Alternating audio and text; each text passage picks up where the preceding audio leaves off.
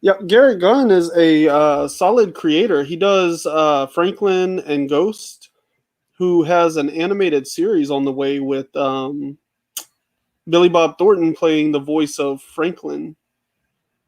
Oh, I guess we're. I did it. I did Yeah, it. there you go. There you go. I guess I'll Uh, switch us to. Why not? there you go. Now that I know how. Yeah. Oh, did you read Radiant Black? I did, yeah. That was amazing. I didn't see it coming. It was Right? amazing. Like, okay, finally. Hey, tell Ryan, like Brent just finished Radiant Black not a minute ago. Yeah. I will say I was a little iffy on the first 3 issues. This last one, Iffy is an understatement. Yeah. they pull We Live. Pull We Live on it. I feel like Kyle Higgins did himself such a disservice because I think people gave up on that series before it actually got to the good part. Right. And Yeah. rightfully so. It even issue 3, I was just Oh, you're like way out of phase. I can't hear you. like just him like figuring out that whole story. That's all that entire issue was. It just wasn't my thing. Yeah. I can't hear anything. Oh yeah, no, sorry. There you go. They Yeah. definitely like. That's the issue where it started. It starts in this one, in this issue. Yeah. So, Like, I totally get, like, the little things that he was trying to touch on in those first 3 issues, but there was a Yeah. ton of stuff in those first 3 that just didn't need to be there. I Like, this felt should like have been the 3rd issue. I felt like it was really, really personal, almost to a point where it was like he was just putting Isolating. down his actual life, and it just to me was not done well enough to whatever. But I will say I'm glad I stuck with it after this issue because it's gonna be Yeah. interesting. It's gonna be interesting. Yeah, see, I thought, like, the first issue, people were very positive, and I was like, there's so many things I want different about this to make it better. And people were like, oh, I thought it was Yeah. pretty good. And I'm like, I thought it was okay at best, and definitely not what I expected from Higgins. And then the second Right. one seemed like a step in the right direction, but then the third one was like, there was little things about it that I liked. I liked that he like tried to actually help people and do like something like neighborhood like, you know. I thought Yeah. that was cool, but pretty much the rest of that issue was just like, why are we going through all this?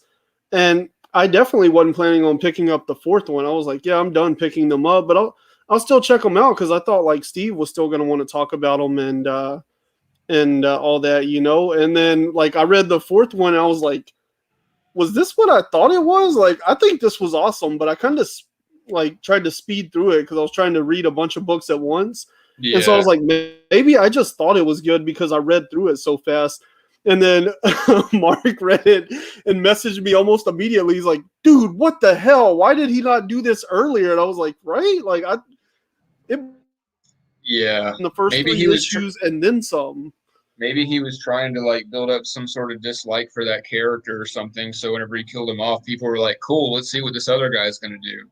See, I had the opposite. I had a dislike for now our protagonist.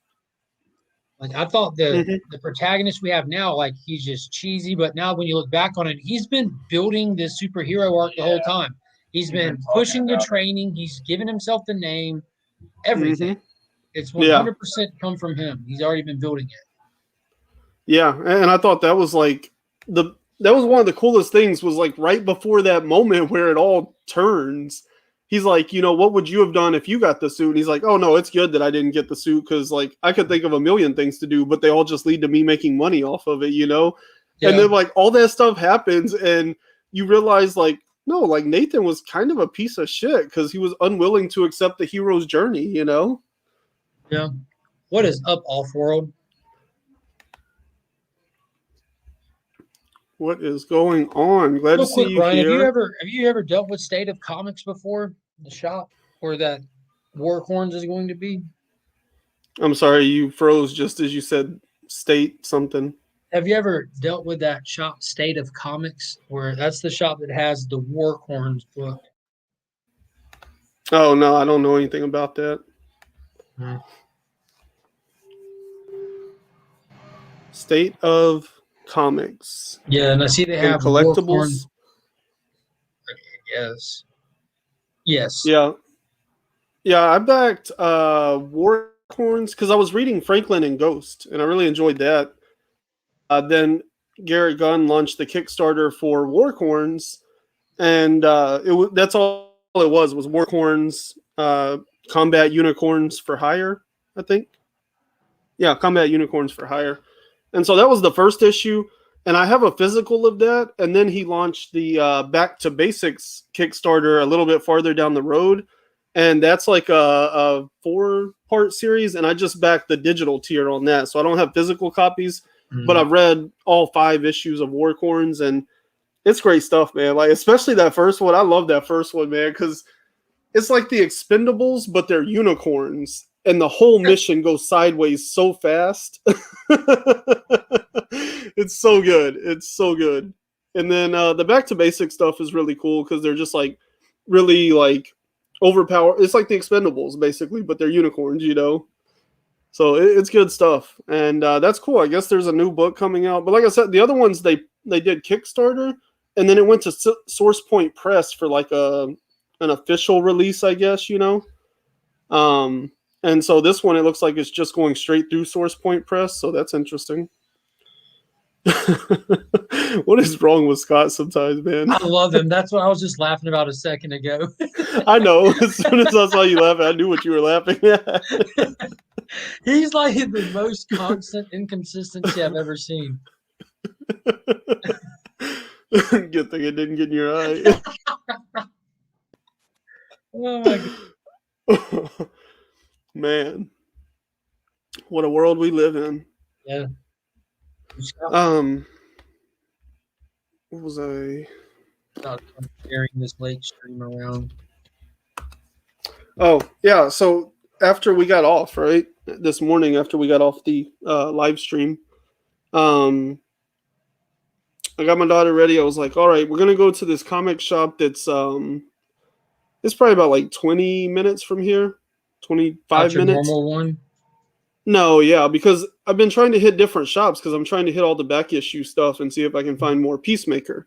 So I'm trying to go to a different shop every time. So this is a shop that I went to like probably about 1.5 years, 2 years ago one time. And it's okay. It's not like amazing, but it's not bad. It's more of a game shop really, but they have a pretty decent selection. And then I have a friend that lives over there, so I've driven past it plenty of times enough to know that it's still there. It hasn't went out of business. So we jumped in the car, we went out there, and we pulled up at 11:25 or something, and they don't open till 12 apparently. Like their business hours are like 10 to whatever, and that's written on the door, like printed, But then they had a piece of paper taped up there, and it's like new business hours, and they didn't open till 12. So I was like, well, that sucks because this is a long way from home, It's going to take me 30 minutes to get home, so we need to waste time until they open.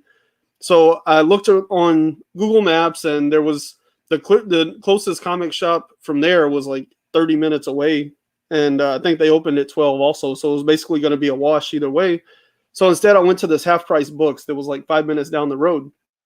Like, we'll waste some time here. Charles or something, like a buy, sell, and trade place or something?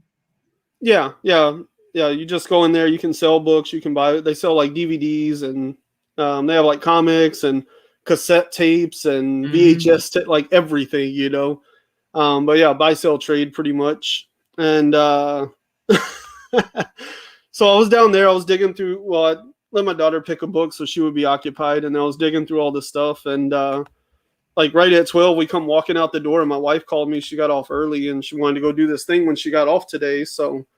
I still haven't made it to a shop to pick up any modern books, but I did find some stuff at Half Price Books, and like it's all beat to hell because they don't actually take care of any of their comics, but they also charge like 49 cents and 99 cents for all of them. Perfect, yeah. Yeah, and like some of the like bigger ones. You can come home with me. I'll give you a good home. Yeah, exactly. So I guess I'll show off a couple of those, even though they're in a short somewhere. So this is Punk Mambo number 4. This was a 2019 series. Cullen Bunn did the writing on it. It was cool. Does his name sound familiar? Cullen Bunn, he writes like everything. Okay, that makes sense. Yeah, he wrote like a Magneto series, so that would make him popular for Marvel people. I don't know that he's written any DC, but he writes a ton of independents. He had Piecemeal. He's known for The Sixth Gun, Man or Black. Somebody in chat help me out. Like he's one of those people. Like I've never read a Cullen Bunn series that absolutely blew me away. But I've never read a Cullen Bunn book that didn't come in somewhere between like a 7 and 8. You know, like Venomverse. Thank you, Freaky. Yeah, he puts out a ton of work, and he's extremely consistent in what he does. And so I really like him as a creator. Like, if I could pick a career, it would be him, because like he's just like, I mean, his output is incredible. He also does a lot of Kickstarter stuff, and he's one of those people that's like very he wrote Venomverse. He's one of those people, like, he's very self-aware. He's really into like D&D and role-playing games and stuff like that. He writes a ton of horror, and he's really good at that. But he also does like Kickstarters, and what he'll say about a lot of his Kickstarters is like, I understand that this is a story that me and like 10 other people on the planet would like, and so there's no way for me to get a publisher to publish it. But you know, if y'all want it, it's going to be on Kickstarter, you know. So, oh, he also wrote TMNT animated. Yeah, see, like he's probably touched every property that you like somewhere, somehow.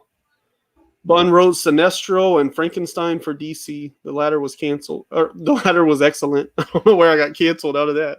You know how to pin a comment? I wonder if I can pin it. No.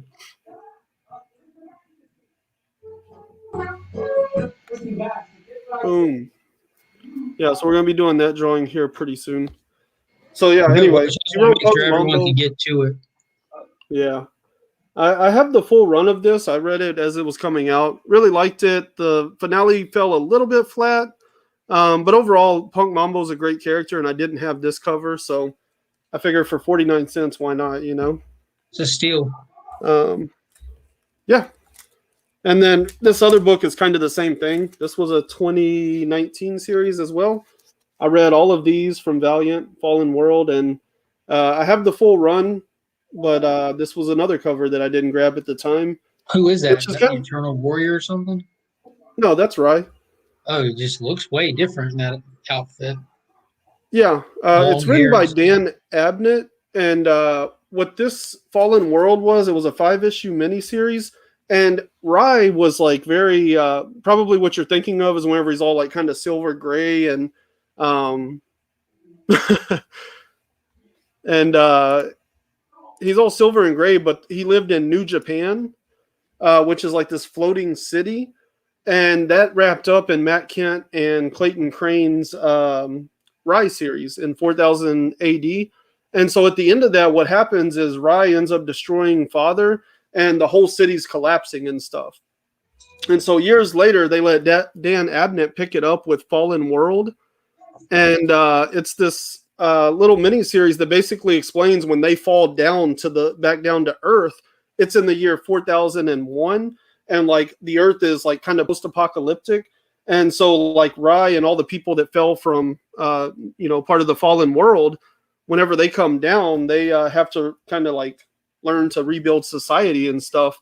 Father, one of the weirder and kind of cooler, but also kind of crappier things about it, like the big villain in it, Father like fell from New Japan, right? And he was able to basically implant himself into Bloodshot. And so he becomes Bloodfather. And he basically, Bloodshot's kind of like the bad guy, but he's got Father's personality and like a lot of crazy powers. So it's a pretty cool little series. But what it really did, this was a 5-issue series that led to what Dan Abnett really wanted to do, which was a Rye ongoing series that's still running currently and very popular. And that has Rye traveling across, the world now. Have you read any of that run? Rye? Yeah, I read the first 6 issues of it. Like the whole first story arc. I think they're up to like 10 or 12 or something now. Came across a treasure trove of Valiant stuff. Like I came across 3 of the first appearance of Ninjak today for single digits. Came across 2 copies of the first Eternal Warrior for single digits. This really rare Magnus #1 I picked up the Ninja. Nice. Oh, cool. Yeah. Yeah, I saw like a lot of Valiant stuff in half price books. A lot of it was like numbers that I have no reason to be concerned with at this point, you know? It'd be like 13 or something, you know? It's like that would be cool to have, but I don't have anything that goes before or after it, so why have it in a run somewhere, you know? A lot of And the it's probably not Valiant going to stuff, move, so the Valiant keys, like whether like they demand high dollar or not, but actual appearances of character happen in odd issues of things. Like Ninjak is Bloodshot #8 kind of stuff, you know? Yeah, that's because of how they built the universe starting out. You know, they were doing books, and then they would have characters like spin out of those books. Yeah. I think I said it That's a cool way in to that do video it. the other day, but it's a great way. Like Valiant's really good at managing their universe, and I wish like Marvel and DC, especially DC, like DC's kind of getting there now, but they would do so well to follow that model and just stop all the like ongoing crap. I don't know, I enjoy some of the ongoing stuff, but a lot of it is, I don't know. Yeah, well, I mean, the thing I say is, that, but right now, like the ongoing stuff I'm enjoying is really like completely new creative teams taking completely new directions. and they're all That, kind of like subjugated to their own little continuity in a sense, you know? Like I feel like you can't Teen miss it. Titans Academy and Suicide Squad, Catwoman, Swamp Thing, like all of those books seem to be having their like in continuity, but technically it feels like they kind of take place in their own little section of the universe. So Parking garage is down there by the Brick Pond. Yeah, they built it on Brick Pond Park pretty much. Like you can see it right as you're going over the bridge. The edge where the bridge is right there, and you're going to have to take a left at the big town hall building, and then you can only go left to go down there. It's a one street in and out. It'll just steer you right to the parking garage. You'll be like, oh, there it is. We're down here at this nice little nature area, walk area. There's literally a pond and an ecosystem here, and you put a parking garage on it. I think if you just go to 13th Street Bridge, it'd be a waste of your time doing that. It's literally that obvious. There's a giant parking deck in the middle of a swamp that you can see from the bridge. Like they really like tore that place up, putting that. Yeah. So this was a nice little find because I have Mr. Miracle #1, the director's cut. That's where he wants you to go, or to a different one. So even though I haven't read it, I thought it was cool to find Mr. Miracle #2. Plus, it's a pretty sweet cover. 4 streets. And as far as like poorly taken care of issues, this one's actually pretty good. I don't see any spine ticks in it. There's a little bit of like rub on the edge, but for the most part, it's a pretty well taken care of issue. So I thought this was cool to add to the collection, even though I haven't read any of Mr. Miracle. Dude, that's a gorgeous cover. I'm sorry about that. I had it muted, but as soon as I muted it, I heard it on my end starting to skip and everything, and I didn't want it to freeze your. Oh yeah, that's right. It does the weird. I don't know how it does that from my end. How it affects your end like that. Yeah, I don't know. We need to like Google that at some point. Cowabunga. And all 3 of your packages. Sweet. Woo! What the hell, Gary? Actually, that's going to tie into something that's coming up in a moment here. There's that. I'll be right back, Brian. I got to check on the little one. Cool. Yeah, so I grabbed Mr. Miracle because I have the first one, and so why not build the collection? And then I came across, boom, a nice old Psylords #3, which was really cool to find because like 49 cents, and I have the first 2 issues, 1 and 2. So that's what made this a really cool find. Was it was literally the only one in there, and it's #3. So how could I pass on that? You know, I mean, there's not a lot you can get in this world for 50 cents these days. So a good issue of a comic book is awesome. Also, like Gary B recently got I think it was an AOK that he was opening, and somebody had put the modern Psylords run in there, and Van Lente's run, Fred Van Lente. And I have that full run as well. I enjoyed the series despite some of my issues with it. He got an AOK that had a cover in there that I didn't have in my run. So again, like right now, I pretty much pick up all the A covers for Valiant books. And so now like I'm kind of finding all these like B covers and variants and stuff that I never picked up, and they're dirt cheap. So kind of learning a lesson here too. Maybe I should just stick to A covers because variants seem to end up in the dollar bin after not too long, and then I can just get them all there. Yeah. Yeah, it totally makes sense. I'm an A cover guy. Oh, that's what I meant to do. I guess I went to the wrong website. Okay, sorry, I'm trying to like get everything set up with this comment thing too. Yeah, so that was Psylords number 3. Oh, and every time I come across Valiant stuff, of course you know who I'm messaging. Yep. Mr. SCG himself, and he was like, do you have the glasses that go with that? Because I don't know if you can see, but it says presented in Valiant Vision. So I currently have an eBay bid on on a book that has the book that has the glasses and everything. The Solar flying at you. Yeah. He said it's a Neil Adams cover at that. They got it in my honey hole for $2 with the glasses. Oh, nice. I have a bid on eBay. I'm winning at 99 cents. So. We went over there as a whole family.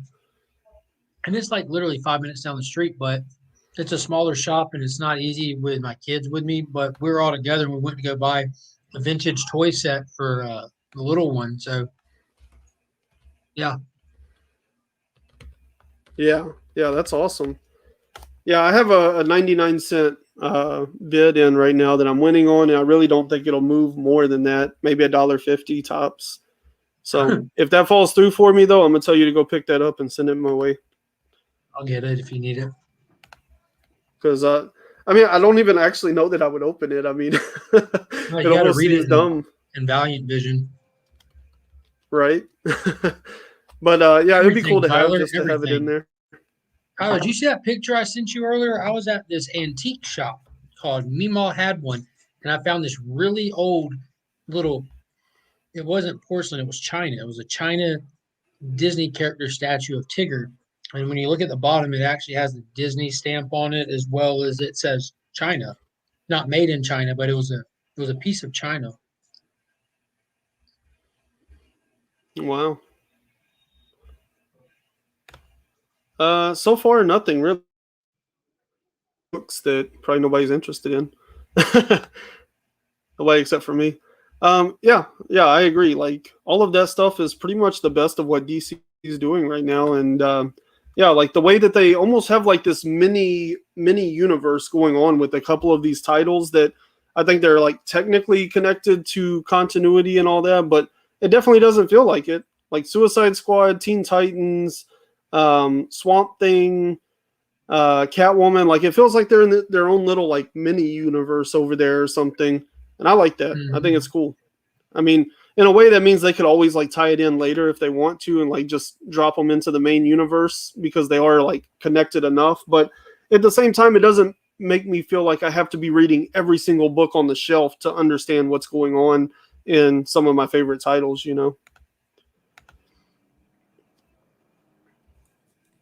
Yeah, Joelle Jones like killed it on that book. I really liked it. I had heard one or two people say they thought it was flat on Tuesday before I had actually got around to reading it.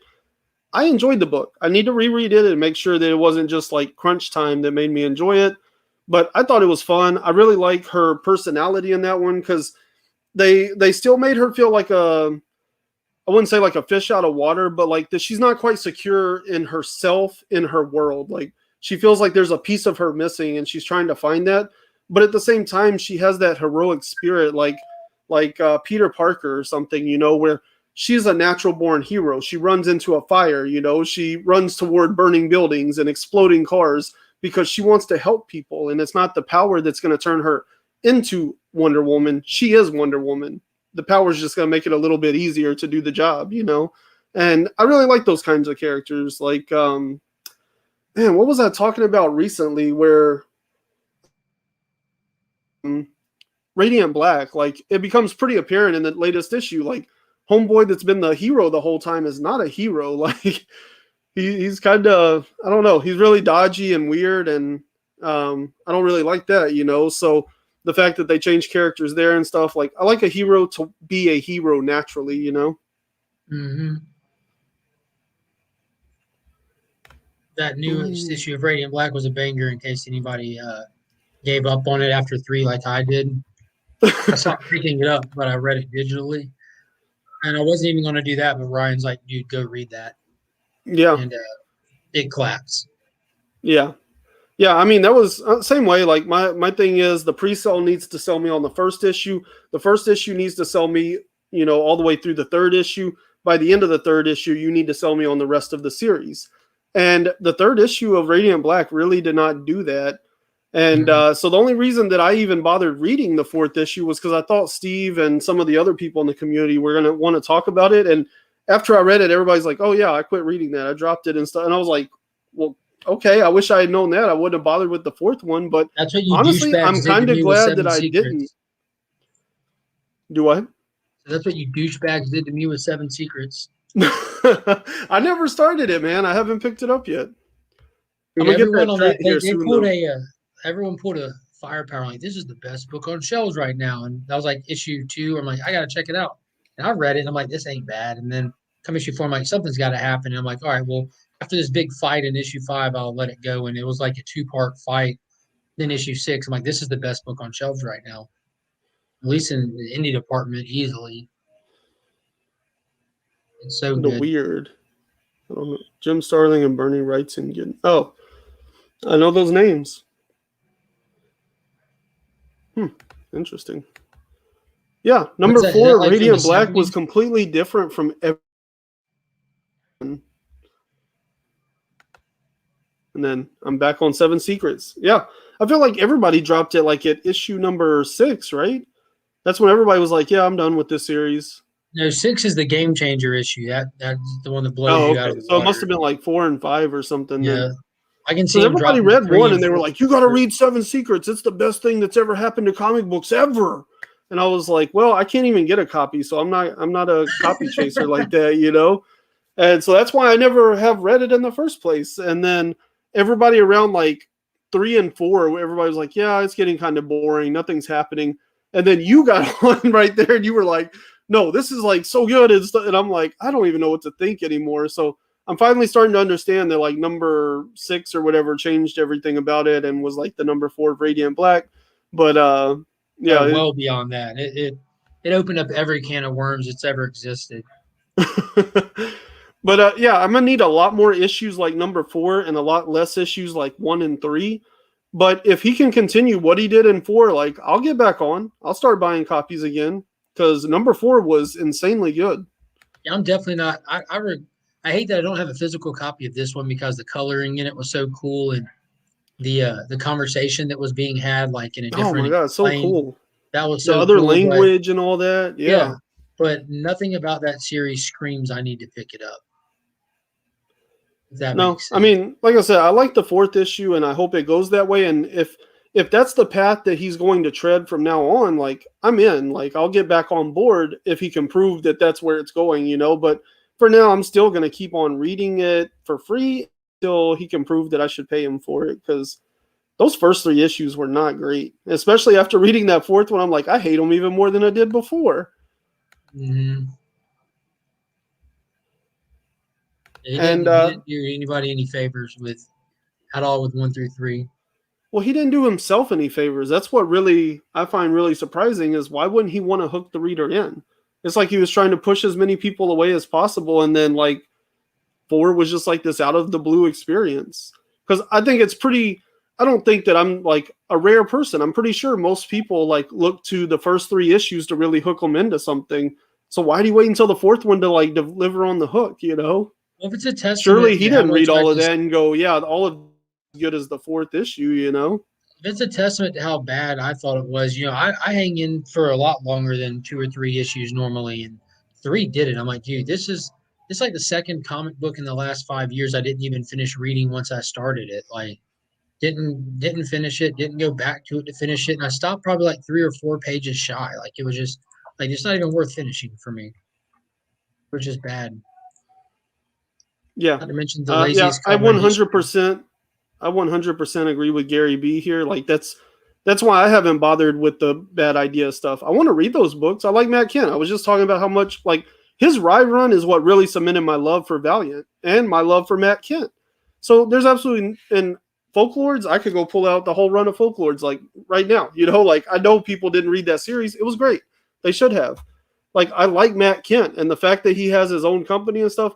That's awesome. I would love to read the books, but I absolutely am not going to work harder than I should have to get a book that you want me to buy. Like I want to give you money, you want to give me a product, but because you want to put all these roadblocks in the way I can't get to it, well then I'm not going to chase your book, you know? I haven't heard anything about it, but what is the deal with him? Like people are saying that like he doesn't want you to buy it. You know what I mean? He doesn't want me to buy it. He wants whoever he makes it accessible to buy them, which they're doing just fine. But why would they want that to be their formula? Why wouldn't they want everyone to buy their book? Because they don't. They don't care if everyone buys them. They're creating such a limited market. Why is that?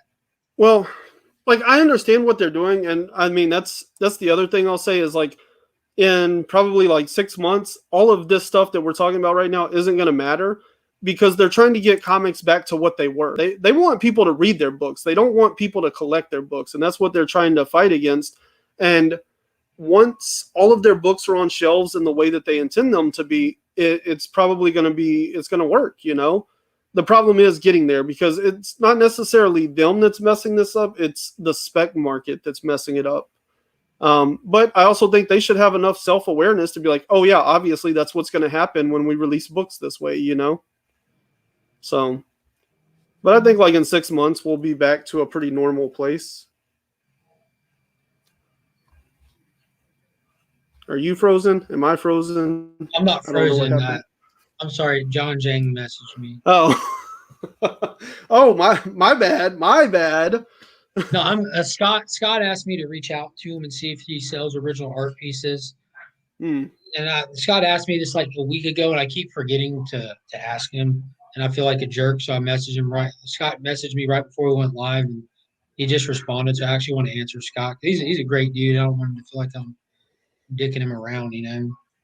Yeah. All right. Well, I got one more book that I picked up today, and then we'll talk about giving away some books or whatever. So I grabbed this one. This one was like $2. But one, it's a really cool cover. I thought this cover was cool. It is like one of those like slightly thicker books, if you can see. So like the edges and stuff are in pretty good shape because, you know, it's one of those thicker books. But I thought also not just a cool cover, but we know that Tom King is about to drop his Supergirl series. And so this wouldn't be a bad thing to have in the collection.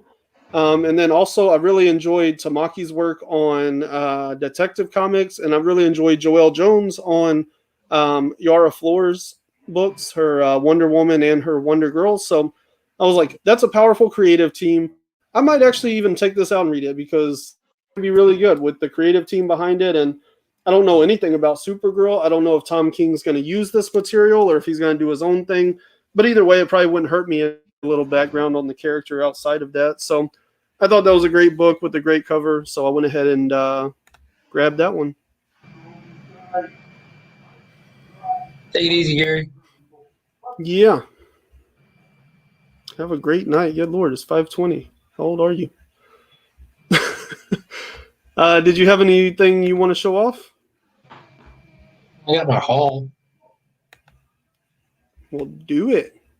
I know how to like make things happen now, so. What's got that Wonder Girl? Nice. What was that? I feel guilty holding this up now. Is that ENIAC? ENIAC number 3. I'm waiting till I have them all to read them. My crossover 6 John Jang variant came in. Yeah, because the same thing. Like, what happens if you read ENIAC 1 and then you can't get 2 or 3 or 12 or whatever? You know. I'm not going down that rabbit hole because I'm not getting them for their resale value. I'm getting them because I'm attempting to read them. Yeah. And I've invested no stock into caring if I read them or not anymore. Like if I can amass them, I can. I'm only one issue short of having all of ENIAC, and I've got one of Tanker, so we'll see. This was amazing. Like it wasn't like award-winning book, but it was an experience. This was a super duper fanboy moment. Snake I Eyes don't versus know. Batman. After all that talking you did last night, if they had the Eisners like right after that, that might have been the book that won. You think I could have sold it? Oh yeah, dude. Look, Panda read the book and you sold him on the book after he had already read it. Dude was like, yeah, oh my God, yeah, that was really good. And he liked it. Like, don't get me wrong, he liked it before you even talked about it, but afterwards he was like, holy crap, like what just happened? Those moments, man, they're all in there. Justice League 61, I have to read the Justice League Dark backup story still. Flash was good. I'm very excited about this, dude. I'm kind of upset that Ablaze doesn't keep a consistent artist through their covers. They switch up their covers artists around. Like a person A will do cover A, but then on issue 2, person A will do cover C next time. But the cover A was just smut. Like it was really smutty. And and then she had an anime face. I'm like, this is the opposite of an anime story. Why did you just give me a Dynamite cover? Yeah, that's crazy. I went with I don't know which cover this is, but it's fantastic. You know, it screams this series, like Conan grabbing the girl that he had to pull away from the bad guys, and she wants to run off on her own, and he's like, "No, I need you to get out of this myself at this point. So you're coming with me." Yeah, I know how like inconsistent cover art bothers you. So yeah, that's why I'm a cover A guy. Yeah. Of course, we only find them when they're dead, number 6. And my LCS looked out for me strong on that one. Oh, nice. Threw that one per store my way. The Immortal Hulk, Time of Monsters. This is another one-shot. I believe this is the 4th or 5th one-shot they've done throughout the series. And this one goes back 10,000 years ago to the first person that went through a green door. So we're going to get, like, Proteus Hulk pretty much. It's going to be awesome. Yeah. Yeah, that's what I heard is like it's exploring the origin of the Hulk, like all the way back through time. Yeah, and if you look, this is clearly a caveman. Like he's got like the straw tunic on and stuff.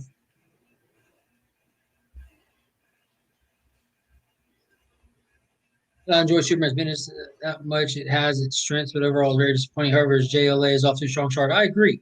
And, I think this issue he had a little bit more difficulty juggling characters while moving the plot forward, but yeah, because that whole issue, like that whole story covers like what 5 minutes or something. I was going to say every time seconds. like every time they change characters, you're just going back to the very first scene in the book, basically, but from somebody else's perspective. Yeah, which isn't like a weird thing to do. Like you see that happen like shows and stuff. Like Lost is a great example where we like run the same timeline over numerous different people's perspectives of it, which was cool when they all were like reacting to the canary cry and stuff. That was cool. And watching, he found like a good kind of center it all around. Yeah. But I have no complaints about it other than I'm ready for some story. But it was perfectly fine. Yeah, like I'm not complaining about it. Like I didn't think it was bad. It's just it was only like 5 minutes of real time because you were just going through the same thing over and over again. But it wasn't bad. I enjoyed it, especially whenever Superman gets involved with Brutus there. Yeah, that was cool stuff. Ultramega 3. Yeah, have you read it? I have not. I just got home like an hour ago. Helped set up some toys, put some kids down for some naps. I've read that, obviously. Yeah. My favorite cover they've done so far for the TMNT Best Of series, and I'm hoping that Shredder's next because these covers just keep getting better. I could agree with that. Here Comes Calico, number 2 came in. Oh, nice. Back issue for Gleason's second print of Carnage Black, White, and Blood. Just a cover buy. I've been collecting those Gleason covers, minus the Venom ones because those are retailer exclusives, and I don't don't care for them that much, but I do go for all these. So I did get that back issue of Scarecrow I was missing, just missing the Batman 106 now. And I picked up the new Legends of the Dark Knight, Legends of the Dark Knight #1, just the 1 in 25, because I'm not really invested in the series, just collecting the covers. But I will be reading that ratio variant as my reader copy. And then today with a dollar bin win. Woo! This was The literally Kitty Pryde Wolverine. Yeah, literally in a dollar bin. And I don't know why it's specking out so hard, but we were in an antique shop and Brent was flipping through back issues. They didn't see anything, and I told him to pull this book out again because I saw him flip past it while I was looking at Alien and Predator books. And I told him to look it up online, and like 9.8s go for a bunch of $100s. And it's just don't know why it's specking out like that. I'm assuming just because these characters are getting unobtainable and they're looking to the next books or whatever. Mm-hmm. Yeah, don't know what I'll do with it. Like I said, I have this book in the PC already, but it was a dollar bin one, so I'll probably just throw it into a giveaway or something like that down the road. It was my wife's idea. I wasn't even going to get it. She's like, get it, use it as a giveaway. She's smarter than I am. What's up. Married her for the brains. Yeah. Awesome. Cool. Well, you want to give away some books? Hey, Marcus. Say that again. Is it a gun? Food? Yeah. My son's godfather just walks in my house. Can I leave something here while I run up the street? I'm like, is it a gun? It wasn't. Just put it in the top of the closet. Justice. Oh, Legends of the Dark Knight. Is that what he's talking about there? Wonder Girl was Oh, look, incredible. all kinds of Both the things story and the art, Justice League and Legends were fun reads as well. Good haul. Dude, I'm excited for Legends. I did flip through it, and the art looks very, I was telling Ryan, it looks like very intentionally reminiscent to like the 80s, but more a little bit more dynamic, being on better paper with better colors and stuff. But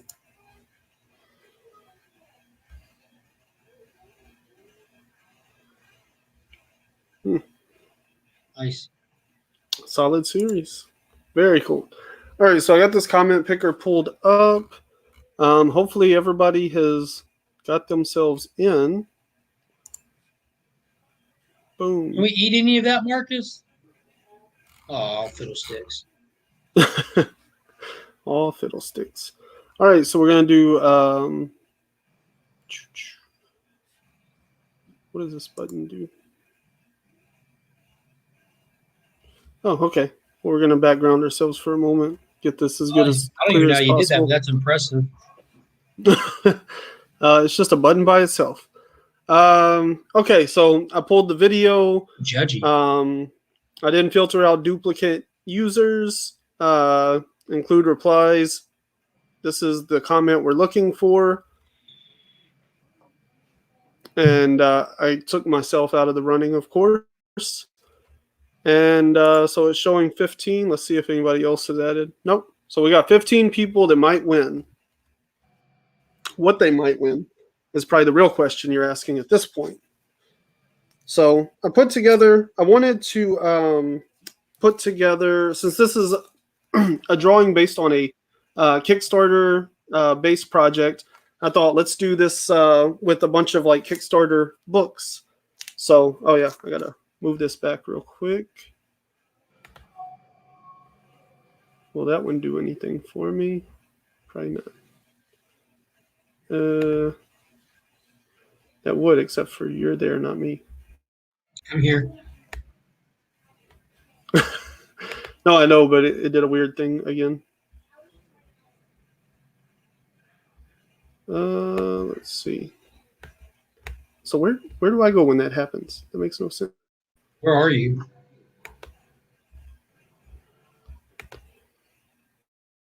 Right there. Add you back and I mess it up. Okay. Anyway. Okay. So I tried to get too advanced for myself and I messed it all up. So this is a Kickstarter book I have called Tomb of the White Horse. It's a pretty thick, oversized book. And it's kind of an anthology piece. So I think there's like 8 stories in here or something. And let's see. The negatives issue number 1. And this is basically like, what if the Justice League or the Avengers, what if their powers were based on like mental illness? And Did Comic Tropes do an episode on that? no, That not to reminds my me. knowledge. Yeah, I feel That's like there is a book kind of similar in style. But that one's written by Rick Quinn, as is this one. And this is one of my favorites from him. It's called Chameleons. And it's not like a super long story, but it reminds me of like No Country for Old Men, in the sense that it utilizes silence to create this weird tension in the world around it. And it's really cool.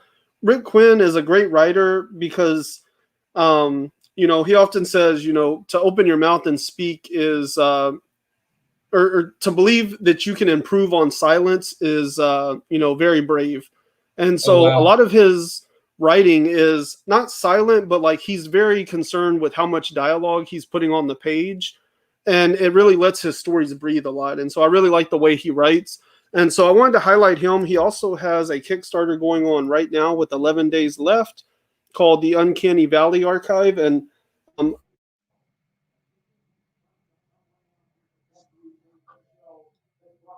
don't know if I'm frozen or Ryan's frozen. Somebody's frozen. is not silent, but like he's very. So we have confirmed it. Ryan is frozen. So yeah, there's apparently a Kickstarter going on. I'm not aware of any of these books. I'll be happily explaining it in his absence. I think he's back. Boom. That was the most horrible feeling I've ever done because I have no clue about the books you're presenting. Okay, so Rick Quinn, he has this Uncanny Valley archive on Kickstarter right now with 11 days left. So you definitely want to back that because all of his books are great. He is legitimately one of the best comic book writers I've ever read that's like not getting any kind of like shine or recognition right now. He's really talented at what he does, but he also tends to be very quiet and not like self-promotional enough, I guess is the best way to put it. And, you know, so I do want to highlight him because I think he's a great writer that deserves the attention. And then, of course, the whole reason that we're doing this in the first place is because I was sent 2 copies of Dino Thrashers and I want to give one away. So whoever wins this drawing here in a moment, they will get to pick which of these 2 covers I send them plus the other 3 books I just showed.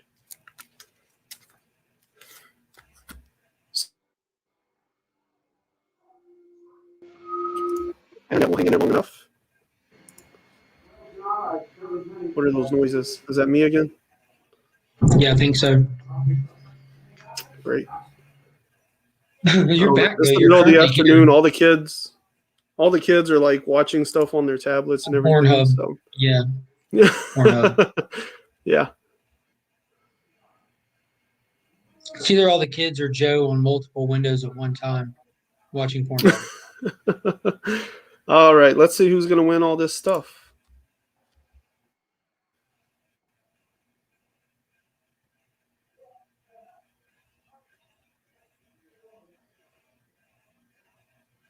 Okay, I just had to get going. Oh, Mr. Chip Getler.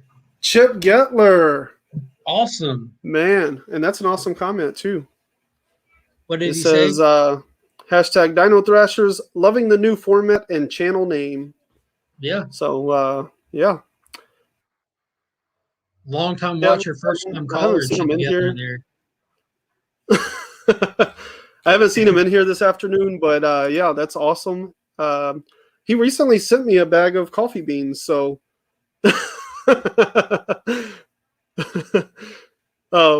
he recently sent me a bag of coffee beans, so that's awesome. Now I got something to send his way. Yeah, I think one of the coolest things about Dino Thrashers is the fact that it's kind of like G.I. Joe-esque. And so that's kind of like a lot of the basis for how they created it. And so they have like all these cool weapons and that, like, they're big inspirations for this. They grew up on Transformers, and G.I. Joe. And so it's kind of a blend of those two with dinosaurs because the 90s, you know. So it's a really cool story. I'm excited for people to check it out. And that is also on Kickstarter right now. I don't remember how many days, though. Maybe probably like around 10 days right now. So make sure y'all go back that Kickstarter. It's called Dino Thrashers 2. Go check out the Uncanny Valley archive. That's actually, I just shared one of Rick Quinn's posts on my Instagram story today. So you can definitely find that, and you can go back all that stuff. So I'll have to reach out to Mr. Chip and let him know he won and see what book he wants and send him all of these. Sweet. Thank you for playing, everybody. Even Pocan Joe, if he's going to, request a recount. Yeah, that's the line.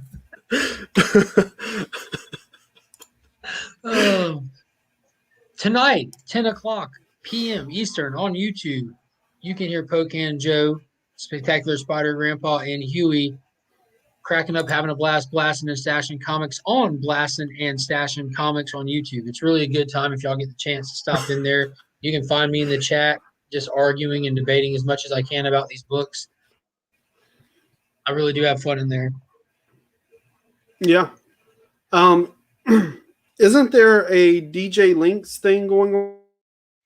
Yeah, the DJ Links Epic Rap Battle Volume 2 is tonight at 9 o'clock Eastern Time, and there's a huge OG 80s, 90s rap beef going on right now between Tyler from Whack Comics, aka Shattered Glass Comic Review, as well as the immortal Biggie Shack himself from New World Order Comics. So if you haven't seen this beef happening, you can see it on Ready for Wednesday on IG. That's Tyler's IG, and it's going to be epic. This is going to go down. I don't know how someone can bust a cap in somebody from a live video, but Biggie's going to try. I'm sure Biggie is going to try. Right. That's at 9 o'clock. Yeah, I'm pretty excited for that one. I think I caught like half of the first one, and it was really cool, but all the like beef and lead up that they've been doing. And Ryan's gone again. There's been a lot of beefing. It's been comical. It's been uncomfortable. It's been enjoyable. And that last rap battle that they did on his channel was epic to say the least. And this one, I'm sure, is just going to top it. Hey, Ryan. Hey. Yeah, excited for that. So there's a lot going on YouTube today and this evening and all that jazz. So make sure y'all check that out. Anything else you have to add before we get out of here, Mark? Oh, I feel like we do another show coming up soon, but I can't remember. We're plugging everyone else. That's fine. Something Sunday. Yeah, that's fine. Yeah, I feel like everybody in here knows that they could come hang out with us. Freaky Louie is here. Let's plug the hell out of his Saturday show. Yes. Live from Newport, it's Saturday Night Louie. And sub him up, hit that notification bell, because he's putting on a show, a comic-centric show every Saturday night now. And dude, do I look forward to it. Like, it is a blast. A lot of great people hanging out, a lot of great people in the community contribute to his show. And he puts together something fun, entertaining, and just, dude, it is so upbeat, man. I absolutely love it. He is so contagious. You just sit there and you smile the whole time.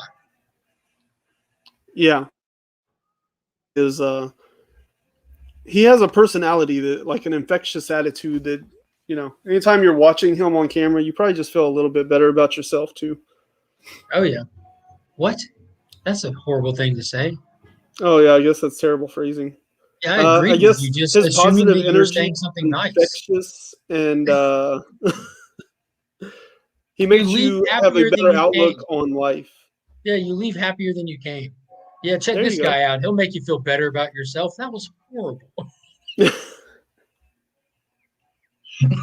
He'll love you a long time, man. Yeah, horrible. Sorry, Freaky Louie. Sometimes words are hard. After someone else won the book, you sold it.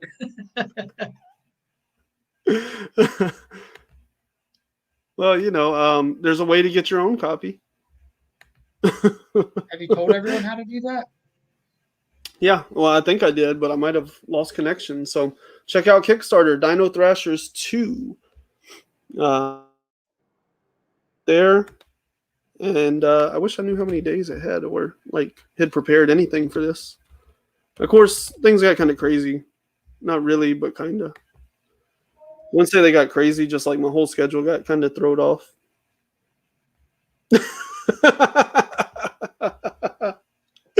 Your boy. Life is shit. Watch Freaky Louie. LOL. That's what I heard too. That's exactly what I heard too. I'm sorry. Is there a better pitch in the world? It doesn't say if. That's the problem. It says your life is. Yeah. Everybody should just know your life sucks. Yeah. If we have proof, check out Freaky Louie. It was awesome. He had his wife on there last week and everything. And dude, she was hilarious. Like their dynamic together was just perfect. Like you can tell they run a fun household. Right. And we found out that she's like the genius behind him. He wanted his name for the channel to be something outrageous, and she's like, "No, it's Freaky Louie." And he's like, "That's amazing." I mean, that's better than what I thought it was the Anything. first time I saw it. To me, it said Free Kilo, and I was like, "That's the guy I need to talk to." I'm trying to lose some weight. I was like, man, what a name for a comic book channel. He's definitely selling something on the side. Right? So there's a link for Dino Thrashers 2. Oops. Make sure y'all check out the campaign and check out the interview I did. They're great guys, and I really like what they're putting together. Noah's another one of those people. Like, he's like real jovial and infectious, and so when I talk to him, or even when he sends me a message, like, I just feel a little bit better every day. Here you go again, attacking another person. Not to, but sentences are hard. Grammar, oh man, grammar is the worst. Typing's difficult. That too. Oh my god. Let's see. Thanks, Mark. You won't believe what I got for this Saturday's show. I'm sure I won't. Now it's a party.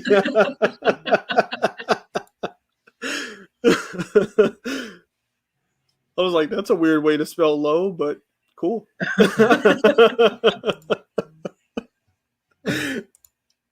All right, man. Well, I gotta see what I can do about preventing my family from starving, I guess. Yeah, you can go 2 weeks without eating. That's true. Yeah, Just forget test about it. them. It'll be fine. Walk in there and throw a pack of ramen in the middle of the floor. Watch them kill each other for it. Just figure it out. I don't know. At that point, I probably would kill one of the other ones and just eat them instead. Did you eat the bigger one first or the smaller one? The smaller one.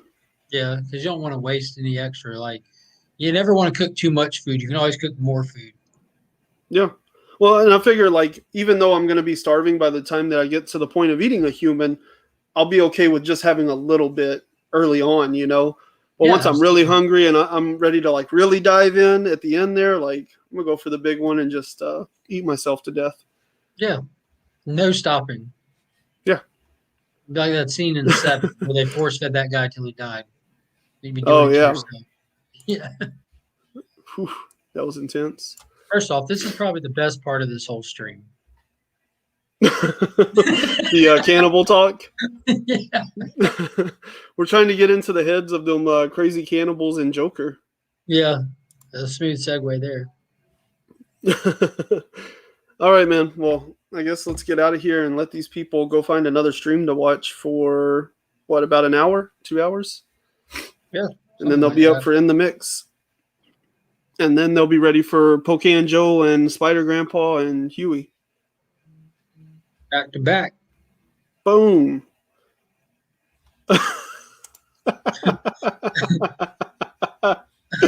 Oh my god. All right. Well, this was a blast. I'm glad I was able to give away these books. I was glad we were able to show off these books. I was glad this was able to happen because it started to feel like things were getting too hectic. But we made it happen. So testament to me and even you. Why not? Thanks, man. I know you worked hard. Yeah. Kind of just sat here.